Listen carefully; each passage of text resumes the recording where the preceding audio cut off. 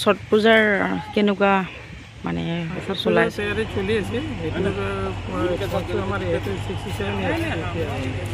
পূজা কৰা এইবাৰ 67 না 67 ইয়াৰ্ছ ইয়াতে মানুহে মোটামুটি আমাৰ গোটেই পূজা কৰা মানুহ অলমষ্ট 4000 আৰু দৰ্শক লৈ 20,000 পৰা 25,000 মানুহ কাটা হয় আমি চাফ চাফাই লাইট ধুনীয়াকৈ মানে মানুহৰ কোনো পথধাৰীৰ অসুবিধা নোহোৱাৰ কাৰণে গোটেই ব্যৱস্থাটো আমাৰ কমিটিয়ে কৰে আমাৰ কোনো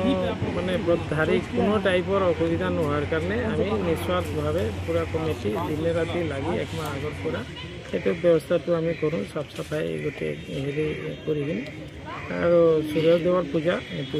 চবেই জানে সূৰ্য মানে এইটো ফাৰ্ষ্ট অস্তৰ পূজা হয় নেক্সট ডে সূৰ্য উদয়ৰ পূজা হয় এই পূজাটো মানে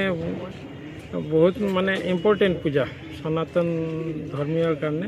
কাৰণ ইয়াৰ কোনো পূজাতে অস্তৰ পূজা নহয় সূৰ্য অস্তৰ পূজা নহয় ডেট মিনছ হ'ল কি যিটো নেচাৰত যিকোনো বস্তুত